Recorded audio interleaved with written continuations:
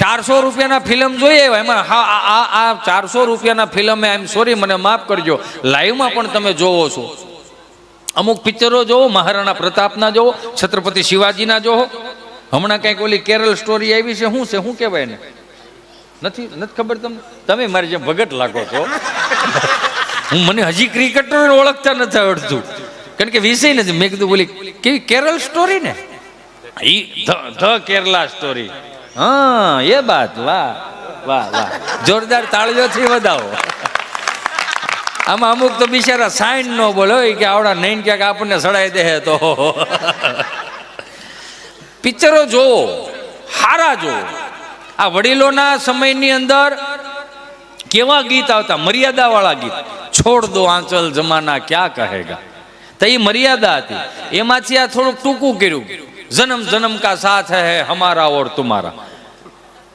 તો ક્યાં જન્મ જન્મ નું ન ભેળું થાય ભાઈ, કા ટૂંકું કરો. 100 વર્ષનું કર્યું, 100 સાલ પહેલે હમકો તુમસે પ્યાર થા. એમાંથી હાવ ટૂંકું કરી નાખ્યું. सुबह से लेकर शाम तक, शाम से लेकर फिर सुबह तक, बस तुम मुझे प्यार करो. कामे कोण बापूजी जाहे, रोटला कोण डोहो खवरावशे, एमां ने एमां પડ્યું રહેવાનું. ઈ કાઢીને હવે નવી પેઢી થાવ આમ દાટ વાળો ઝલક દિખલા જા, મરી જાવું ને આમ નમા. આપણી પાસે ભજનો છે, આપણી પાસે કીર્તનો છે. આપણું મન ભટકી જાય ને તો એકાદું ખાલી કીર્તન સાંભળી લઈને તો અંદરથી ઉર્જા આવે. એ તારો ચટક રંગીલો છેડલો રે યાલ બેલા રે. આ રાગ તમે જુઓ, નાભીએથી નીકળે ને તોય આપણું માઇન્ડ ફ્રેશ થઈ જાય. આપણા સંતોએ કેટલા સુંદર મજાના કીર્તનો લખ્યા છે, અને આમાં આવીને પડી ગયા. હવે આ 400 રૂપિયાના ફિલ્મ જોઈએ એમાં ટૂંકું ટૂંકું જ કર્યું બધું. કપડા તો કે ટૂંકા કર્યા, સંસ્કૃતિ તો કે ટૂંકી કરી, આ તો કે ટૂંકું કર્યું, બધું ટૂંકું ટૂંકું. એમાં એનો વાંધોય કાંઈ નથી, પણ આ મૂળભૂત ગુજરાતી ભાષાના જે ગામડાના શબ્દો હતા એ ટૂંકા મીડાસ કર્યા. આપણે દાદાજી બોલતા હતા તો નવી પેઢીએ દાદુ કર્યું, જીજાજી બોલતા હતા તો નવી પેઢીએ જીજુ કર્યું, બેન બોલતા હતા તો દીદુ કર્યું, મામા બોલતા હતા મામું કર્યું. ગુજરાતી ભાષાની તાકાત જો. ફૂવાનું ફૂ નો થયું, ફૂવા એમ નમ રહ્યા. ક્યાં કયો ની ફૂ આવ્યા, ફાય સંપલું લઈને વાહ થાય.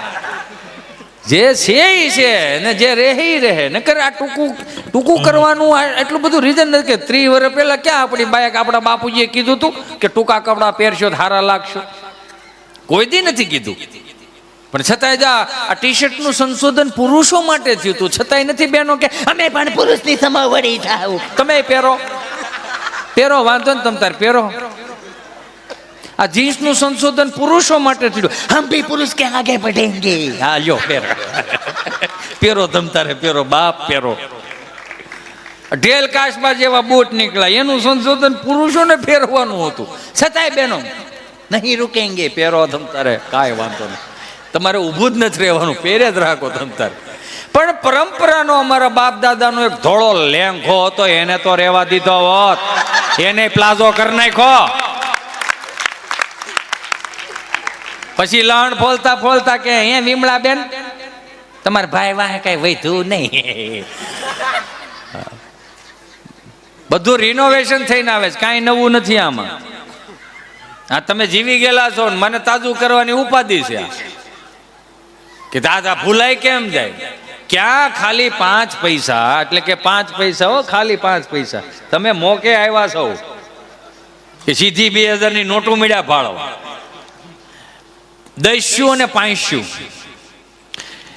10ની કાલા ખટા શેકરિંગ વાળી ગુલ્ફી આવતી,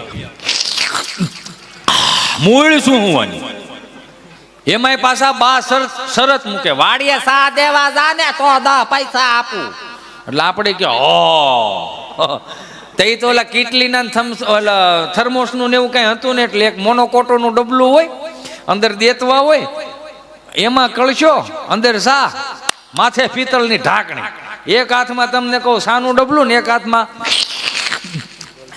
ગુલ્ફી. જેમના આયલા તો ત્યાં ખબર પડી જાય સગનભાઈ ત્યાં સા જાય, સુગંધ આવતી. અને જામ શેઠો છોડો ત્યાં સુહી રામાપીરનો ભાલો કરી દેતા પણ બટકું ન ભરતા. હું કામ બટકું ભરી થઈ રહેતું. હાસવણી પહેલેથી હતી, સહજ હતું ને, હાસવણી હતી પેલી. હમણાં 7-8 છોકરા મંદિરના ઓટલે બેઠેલા ને મારથી થોડુંક કહેતા કહેવાય ગયું. આ યુવાનો ભાળું ને એટલે મને આમ થોડુંક આમ ઉર્જા આવે. શું કામ? કારણ કે દેશનું ભવિષ્ય છે. આ છેલ્લી પેઢી એવી આપણે છે કે આપણે સંતોના ખોળામાં માથું નાખીને આપણે હોઈ શકશું. આપણે કદાચ છેલ્લી પેઢી એવી છે કે આપણે માના ખોળામાં માથું નાખીને આપણે હોઈ શકશું. આપણે છેલ્લી પેઢી કદાચ એવી છે કે આપણો બાપ બેઠો હોય છે ને ખંભે હાથ મૂકીને એમ કેવું મૂંઝાવર ન થતો, અમે મોટા થઈ ગયા છે. છેલ્લી પેઢી એવી. આવનારી પેઢી એવું નહીં કરે. શું કામ? કારણ કે અત્યારે છે ને છોકરો માયલું આવતું નથી એને મમ્મી કે બેટા ચિંટુ લુક ઇઝ ધીસ બેટા. શું છે? જો તારા ડેડી આવે છે, ચલો પાણી ભરી દો. એને હાથ છે એ તો ભરી લે કઈ મોટું આને હવે. આ અત્યારે પાણી નથી ભરી દેતું તો આ એનો આ આપણી વાંહે એનો વાસ કે હરાત કરે. આ હરાત નહીં કરે, એ સીધો હોટલમાં ગૂગલ પે કરશે. એક ચાઇનીઝ ડીશ અમારા પિતરોને જમાડી દેજો ને. હવે ઓલી મંસૂરી એમની ગોળીઓ કાગડા ખાય, કાગડા મીરી ગયા છે આવું ખાય ખાય. એ આમાંથી બહાર નીકળવાનું. કેટલું મને સ્વામી ઉપાધિ શું થાય ખબર? આટલો આધુનિક યુગ આવી ગયો ને તો ઘેરે આખો પરિવાર હોય, રસોઈ બનાવવા વાળા હોય, નોકર ચાકર હોય, બધું હોય, તોય શું કરે ખબર? મોબાઈલમાં આમ કરીને ગરમા ગરમ જબલા બહારથી મંગાવે. હવે આટલો સધર છે એ ઘર, તોય બહારથી મેળા મંગાવવા. તો આવનારા 25 વર્ષમાં તો એવું કદાચ થાય કે બધું હશે આપણી પાસે. બટન દબાવો એટલે બધું આવી જાય, થાળી આવી જાય ગરમા ગરમ. પણ હાથ આમથી આમ નહીં થાય. શું કામ? આળસ. કઈ કર્યું જ નહીં હોય તો આળસ થાય. એની એપ્લિકેશન એક બીજી આવશે, એમાં 500 રૂપિયા ગૂગલ પે કરો એટલે 4 જણા આવશે. આમ હો તગડા જેવા માણસ. 2 જણા એક જણો પગ પકડશે, એક જણો હાથ પકડશે, એક જણો થપ્પડું મારતો છે ને એક જણો સમસી લઈને ખીચડી ઓળતો છે. લેખા 500 દીધા 3 ના હાલ લેખા. કેવું કદાચ આવું થાય એમ. કારણ કે આટલી સગવડતા છે તો માણસ હવે આમ સોરી મને માફ કરજો, કેમ કે મમ્મીઓ અત્યારે છોકરાઓને ઘણી વખત આમ એટલા પાંગલા કરી નાખ્યા છે ને એના પ્રેમને લઈને. એને પાણી પીવું હોય ને તો મમ્મીની જરૂર પડે. પાણી પીવું છે. મમ્મી કે હા બેટા બસ શાંત બેબી હાલે, પાણી ભરી દે. એને ખાવું હોય ને તો મમ્મી રોટલીના બટકા કરી દે તે તો ઓલું ખાઈશ. એને સાદું નો વાઇટ કોઈને મોઢે લઈ દઉં તે પીવે. એને પાણી પીવું હોય તો મમ્મીને પાણી પીવું. દાદર ઉતરવો હોય તો કે મમ્મી હું દાદર ઉતલું.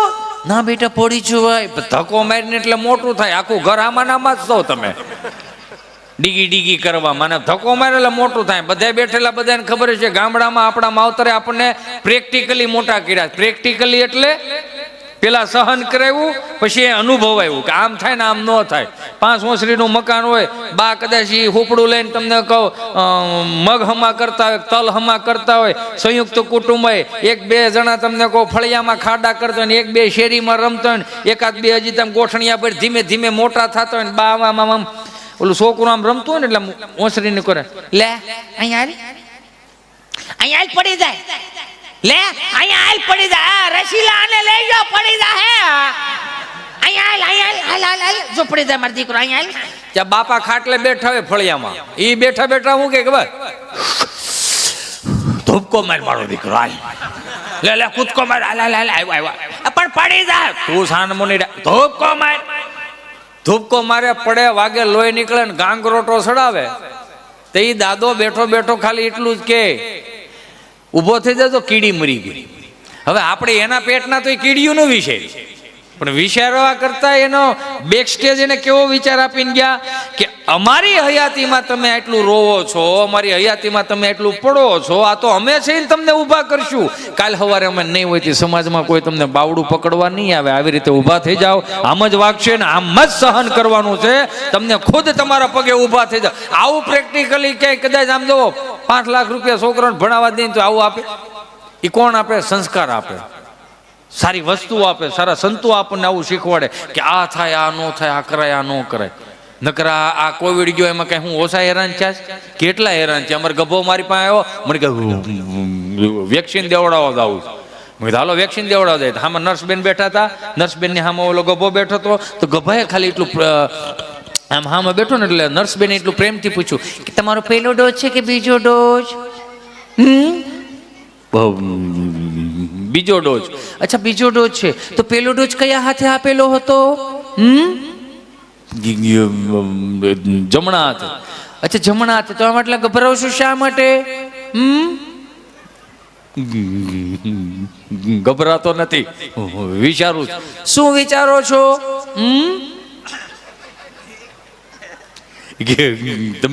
તમે કેટલું પ્રેમથી પૂછો છો એ કે એટલું કોઈ દી મારી ઘેરે મને કોઈ દી કોઈ ન પૂછ્યું. એમાં શું છે, તો મારું કામ છે પ્રેમથી પૂછવાનું. એમાં શું થઈ ગયું? તમે પ્રેમથી પૂછો છો. અમે લોકડાઉનમાં ઘરની બહાર નીકળ્યા ને જે સર્કલ ઉપર પોલીસવાળા સાહેબે અમને ઝીલી લીધા અને એને જે મોર બોલાવ્યા એને ન પૂછ્યું કે તમારો પહેલો ડોઝ છે કે બીજો ડોઝ. અને જો પહેલો જ મોર હોય તો આપણે વંશમોર કરી કે એ કેવા હેરાન છે. અમુક હેરાન બહુ છે, અમુક વ્યસન વાળા બધા હેરાન છે. એક બાપા સવારમાં 9 વાગે બીડી હળગાવ્યા પણ ઠારી નાખી. મેં કાં ઠારી નાખી કે બપોર પછી કાયમ લાગે ને, કાંઈ મળતી તો છે નહીં. એમાં ફાંક્યું વાળા આમાં હોમ મારે આવી રીતે માવો છે ને 2 કટકા ખિસ્સામાં નાખી દીધું. વળી પાછું મંગળવાળે એ પડીકું ખોલ્યું, વળી 2 કટકા નાખીને ખિસ્સામાં નાખી દીધું. વળી પાછું બુધવારે પડીકું ખોલ્યું, 3-4 સટકોરા પાણી નાખ્યું. હું કામ? 3 દીથી આ માવો હૂતો હોય એને જગાડવો પડે. વળી પાછા 2 કટકા નાખીને ખિસ્સામાં નાખી દીધું.